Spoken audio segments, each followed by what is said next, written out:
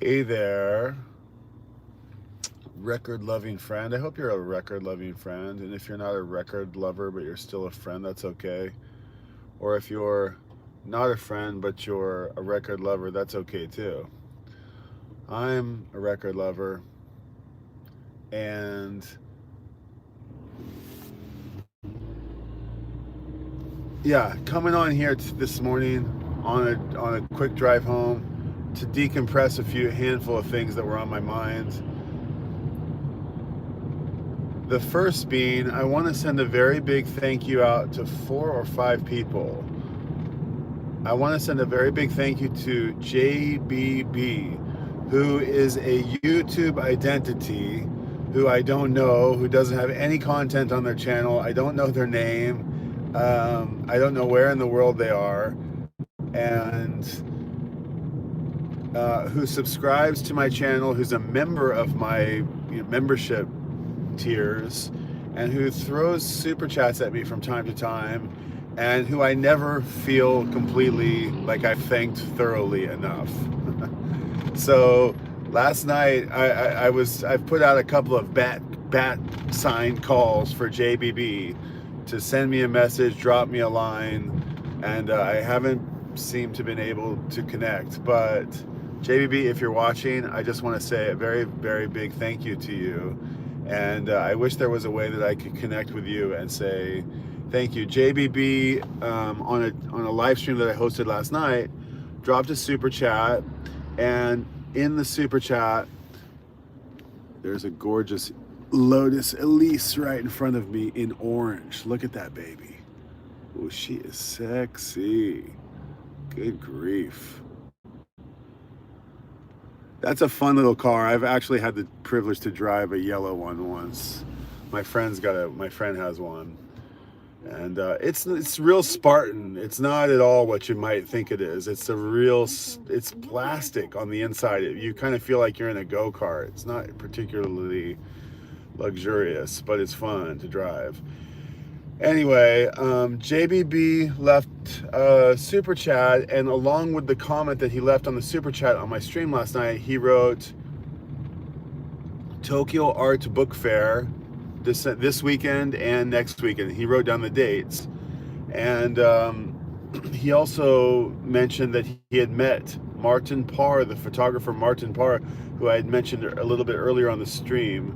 He mentioned that he met him at an exhibition in Chicago, and the comment kind of came up so quick, and it was in a moment of not chaos, but just a moment where I was trying to get off the stream, and I was like, I was juggling 3 or 4 things, and then I got off the stream, and I felt like, damn it, I did it again. I didn't really acknowledge the comment or the the super chat, and I know it's not a big deal. But at the same time, it's important to me to take stock of those people who support the channel, for you guys who come here and leave really encouraging comments. Luckily, like the last good while, it's been a real good vibe, and I'm really happy about that. It was kind of not a good vibe. It was never not a good vibe. It was just that it's a really good vibe right now. And so JBB, in his comment, he said Tokyo Art Book Fair, and then this other comment, and if I had taken a second, if I was not so scatterbrained in the moment, I would have read into the comment a little bit more. That what he was saying, I think he was suggesting, hey, the Tokyo Art Book Fair is coming up. That's something that I'm interested in. That's something you should go maybe make. I mean, maybe he was implying you should go make a video about it. And I thought, oh, that's a great idea. That's a great idea. And so I wanted to thank JBB for that. So that was like a fantastic idea. And I want to put that out there, that it's fun to engage with you guys on that kind of level. It's fun to engage like on a really, tangible, actual engageable level. This morning, this is going to sound a little sentimental, but this morning I was driving my kid to school, and last night my son asked me, hey, when do I need to write my letter to Santa Claus to ask him what I want for Christmas? And I said, yeah, buddy, maybe today. Yeah, ASAP. You know, good idea, good thinking. I didn't even think about that. And we have a couple of like traditions at our house, but at any rate, on the ride to school today, I was just thinking about like, when did my family, we have a big family, there's 5 of us, or 7 of us with my parents. It was a quite busy Christmas morning. I mean, a full house was a properly full house. So I'm the oldest of 5 kids. I have 2 younger brothers and 2 younger sisters, and we're all pretty tight.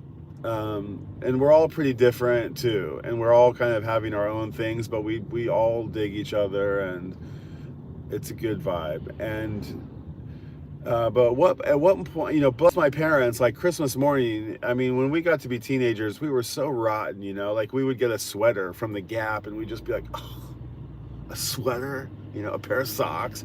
We're so materialistic and so ungrateful, and you know, like we probably, you know, my mother she loved Christmas more than anything. I mean, she's with us, she loves Christmas more than anything, but the pressure of, you know, satisfying 5 teenagers has got to be like, you know, God bless her, you know, just like all the Nintendos and the sold out Cabbage Patch Kids, and you know, it must have cost a fortune, and of course they wanted to like give us, I mean, it was a pretty idyllic you know, childhood. It wasn't like, you know, we didn't have it was fine. It was very fine.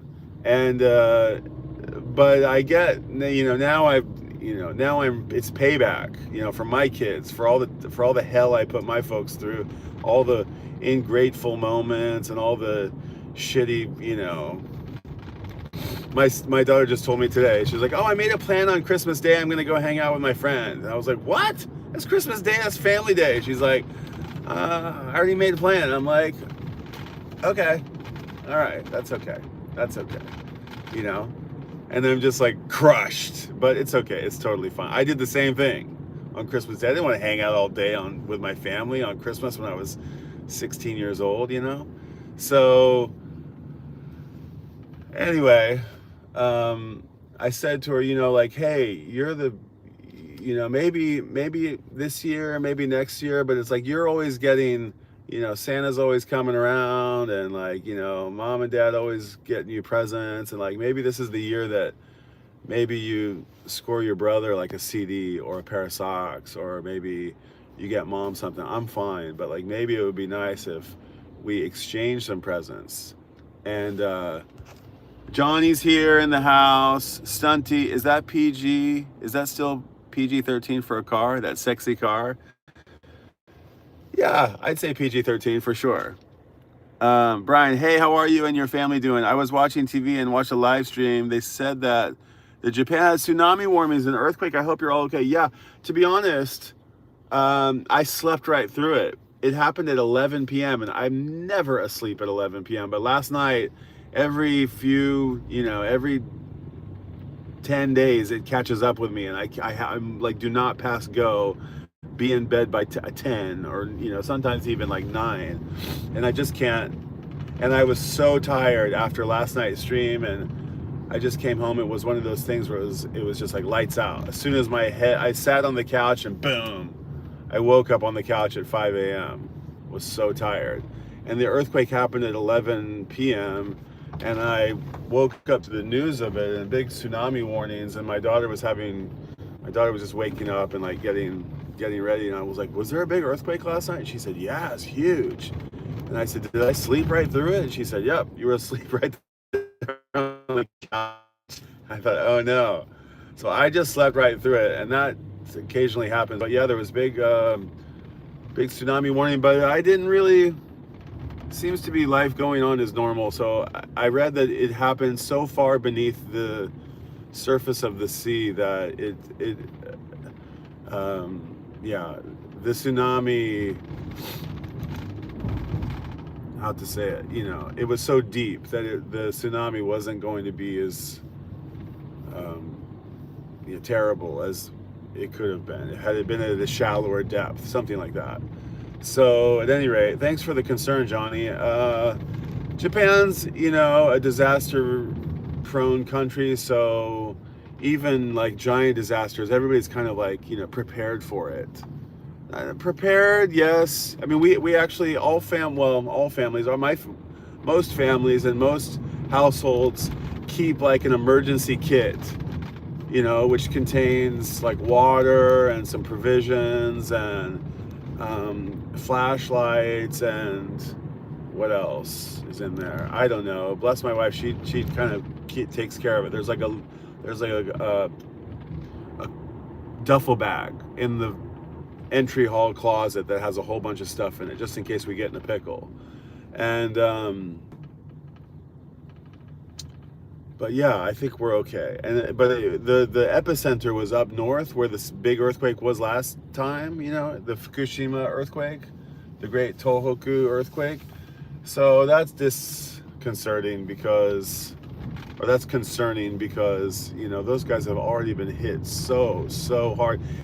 And the thing about the tsunami, I want to get back to this comment I was going to make earlier, but the thing about the tsunami is that when the tsunami comes, they have these townships, these little villages that are along the sea. They have the option and they have the discussion amongst the citizens of the city and the local government to like build fortifications to stop the tsunami and build these big tetrahedron concrete barriers out to sea and build a seawall and protect them from the next tsunami. But when you're living at the sea and you are connected to the sea and maybe your livelihood is connected to the sea, maybe you're a fisherman. I mean, maybe the sea is like your identity, your town's identity. Nobody wants to build a giant stone wall to block the sea, and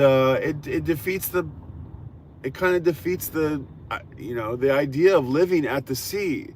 So it's a trade-off, people are willing to forego safety, to live a life where they wake up every day to the sea. So it's an interesting situation that they're in there.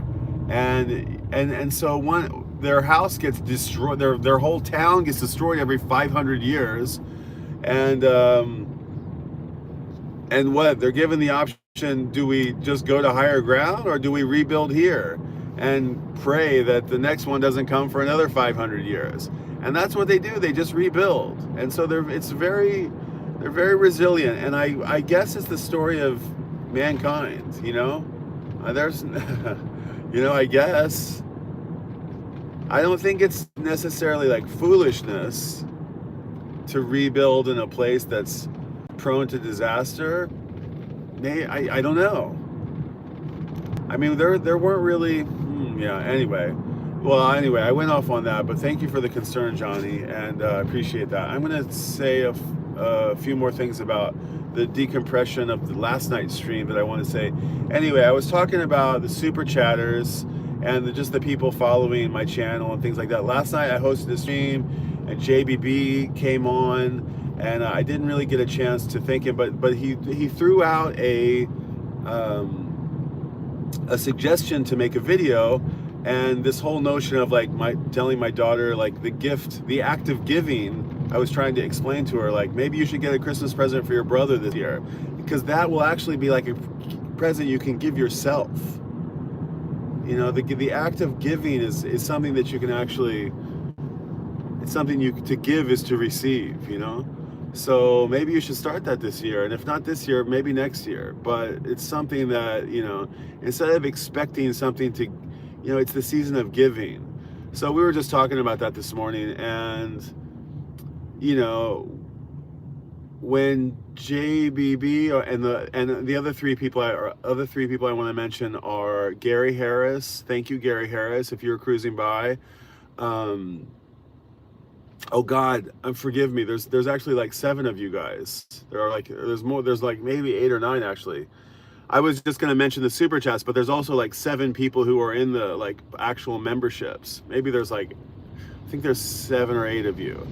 And, but it's JB, James Farley left me a super chat. Gary Harris has left a handful of super chats. Very generous. I really appreciate it. And Dude Ass Face has sent me some. And Photo Weenie is on the membership, and I think he's dropped a super chat once or twice, as well as being a paid member. Kevin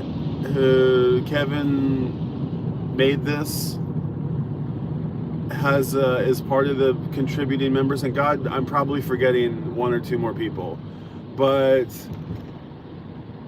I just like I see that little number, your earnings, you know, and not that that's a motivator, but like Tokyo has like, it has this strata, of course, you know, it has these guys who like buy apartments just to like throw money away somewhere, right?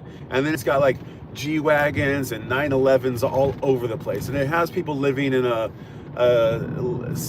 place in society that, you know, I'll never, well, I don't want to say never, but I don't necessarily aspire to have or to be. I often wonder, like, oh, what must it be like to, you know, have a membership at the American Club, or send your kids to the American school, or you know, I don't know, entertain at this kind of place or that kind of place, or I don't know, to just spring for that kind of goodie. And I don't really, but being in an expat sort of world, the people who the city doesn't necessarily chew up and spit out are people who are sort of set up. You know, they kind of got set up before they even came here. I was not set. Well, I'm not connected to an embassy. I'm not connecting. I haven't been brought, I wasn't brought over here by somebody else. And there's lots of people who share the same experience that I have. You know, they've come here and they just kind of cut the city on their own, cut their teeth on the city. But some people get brought over here and they have no intention of being here for very long. And, you know, but they get a real place, a real nice part of town, and a huge spread, and, you know, more money than they know what to do with. And I'm gallivanting and fraternizing with those people, but I'm not living, you know, when it comes time to fork out for the bill, it's like, it hurts me more than I think it hurts a lot of other people. And this is like not to compare myself to anybody. All I'm trying to say is that all these super chats and all these memberships, they add up, and they actually just give me a little bit of cushion each month to not necessarily to get an extra record or 2, which is real nice, but to like think about, oh, I can score some I can get those microphone things, or I can get, I'll be okay, I need a new hard disk because all the video that I'm shooting is taking up all hard disk space, but I've got that Google money is coming. So it's actually really, really meaningful. And so I just want to send a very, very big thank you. I want the whole point of this, the main point of this stream, to be a big thank you, a super big thank you to everybody who's been a super chatter or who's been a member. And I really appreciate it. There's been, I'm trying to add more value. Hold on, a stop sign here. Oh, there's a lot of comments. Sorry, guys. Salute Stunty, comment, ça va moi ami. Okay, you guys are friends. Just came back from a weekend meeting at my festival's location with core team, and we decided that a 3rd edition will happen and on schedule next June. Congratulations, Stunty, that's great. That's wonderful. Okay, I wish you luck on your planning. It's probably a whole, half a year of planning. So that's gonna be a big one. Congratulations, that's great news, Stunty. And Dora's Revenge, okay, I gotta be careful here, is congratulating you. Did I say that right? Andorra. Yeah, Andorra. Okay. Oh, Kevin's in the house. Kevin made this. Okay, wait. I gotta be careful here. Okay, red light. I see that you're live, but I can't stay. We'll catch this later, Brian. Left a like. Cheers, dude. Hey, good morning. Gary Harris in the house too. Gary, thank you for being a member and thank you for the super chats. My sound is gone. Okay, Stunty, I hear you. Okay, I hear you. Okay, weird. I fully understand about running out of drive space, says Grasshopper. Nice to see you, Grasshopper. Grasshopper, I owe you a thank you too. Dude, your generosity of Ween has led me down the deepest rabbit hole I've ever gone down in Ween before. I just discovered about 15 like tapes, the demo tapes, the mollusk tapes, the something sack tapes, the Friends EP. I know a handful of these, but there's a couple of like tapes that I would never knew existed, and there's lots of them. And it's through the kind act that of gifting me some of your Ween CDs that I'm going deeper and deeper and deeper down the rabbit hole. So I really appreciate that. Stunty says I closed and reopened, and the sound came back. Okay, good, Stunty. So anyway, I want to say a very big thank you to you, and back to JBB once more. JBB had said in his super chat last night, yo, the book fair. And so, he mentioned the book fair that's coming up in Tokyo, which I didn't even know about. He must know about it.